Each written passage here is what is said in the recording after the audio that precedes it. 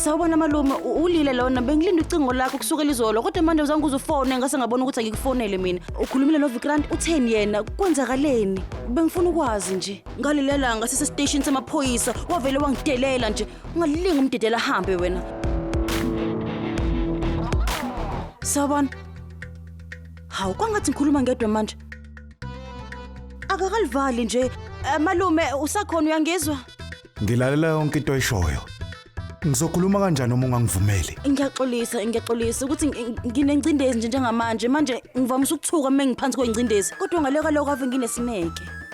Kodwa uma ngicindezeleka ngokungenasidingo, isineke sami sizophela kunjalo. Malume, kanti indaba manje uxabana nami. Kanti awuqondini wena ukuthi mina ngikhathazekile ngodade wethu. Akukho kubaleke kudlula umndeni kimi. La Vikrant le akufanele jeze. Mina ngandele uzoqhubeka ahluphane nodade wethu. Impilo kadade wethu isengozini. Akukho kufana nalokho kuzokwenzeka.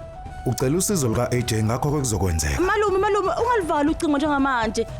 Ngicela ukuthi ngingakhathazeki kodwa ngizokwenza kanjani lokho? Ngoba ngikhathazeke kakhulu. Lihandoda ayena umuntu ejwayelekile njenganami. Uyiphoyisa kodwa elisigebengu ngithathe sisodwa. Amaphoyisa ibone kumele ngabavikela abantu kodwa lona akakwenzi yena lokho. Uyabagebenga uqobo.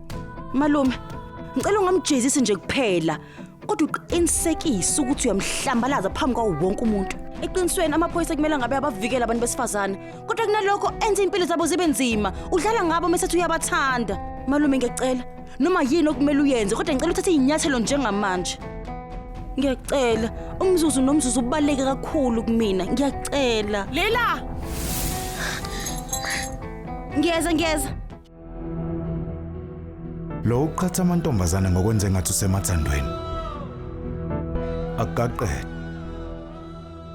Impela simfanele isijeziso. AJ, ukube mina bengazi ukuthi yonke lento izokwenzeka la endaweni yakho, ingabe mina ngizange ngize lana. Ngisacela ngiphi indlebe ungilalele la AJ. Lolu udaba lubhekane nempilo yami ngqo. Ngicela ukubana ungazibandakanye ngalo. Ubani wena okunikeza igunya lokubana ungidalule la phambi komkami? Lalelayo. Ngizokwenza njengoba ngibona kufanele ngendlela yami. Ngiyavuma ke unayo imali unayo impahla yonke into uyiphethe nayo. Kodwa ke mina nginegunya lokuba iphoyisa. Mnumzane AJ, njengoba ke mina nginegunya lokuba iphoyisa, ukuba nemali ake ngikusize ngalutho lapha. Ukukhumbule lokho.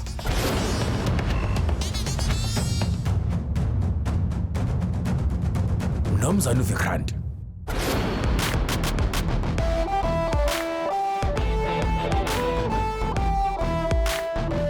Mnumzane uCommissioner ulapha kanti? Mnumzane. Engabe ukholelwa ngokweqiniso ukuthi umsebenzi womnyango wakho amaphoyisa uvikelekile? Umnumzane uAJ uvula icala estation sakho kwenzakaleni ngalokho? Ingabe yiziphi izinyathelo umthathele zona? Mnumzane empeleni Bheka la. Lo mfaniswano wenzelwe ukuvikela abantu ngabanye. Hayi isigebengu. AJ, wenza iphutha elikhulu kakhulu lapha.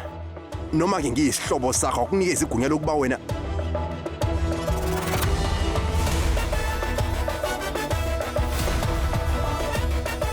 Uqinisile. Sengineminyaka ngenza amaphutha.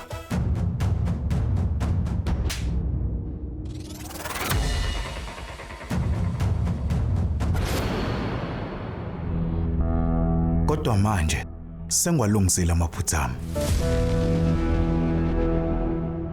Kodwa ngakuphephisa ngenxa yobudlelwano bethu. Ubungeke ulithola usizo lwami. Iya kuRevati njengamanje uhamba ulungisa amaphutha akho. Uma uhluleka ukwenza kanjalo, ngizoqinisekisa ukuthi awufanele ukuma phambi komuntu wesifazane. Namhlanje ngiyawuthatha umsebenzi wakho. Uma ungathuthuka emva kwalokho, ngizoqinisekisa ukuthi awufanele ukuveza ubuso wakho emphakathini. Uyabona emzuzwini u30 elandelayo.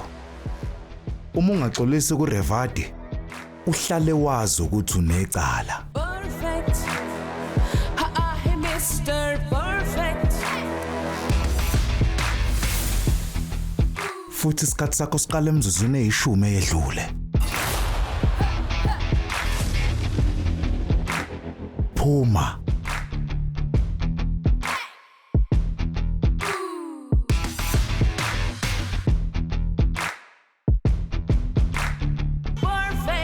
Ungaphuthelwa ukuzibophezela ngo7 ntambama njalo ngomsombuluko kuya kuLesihlanu on yours truly zizonke sisonke DStv channel 169.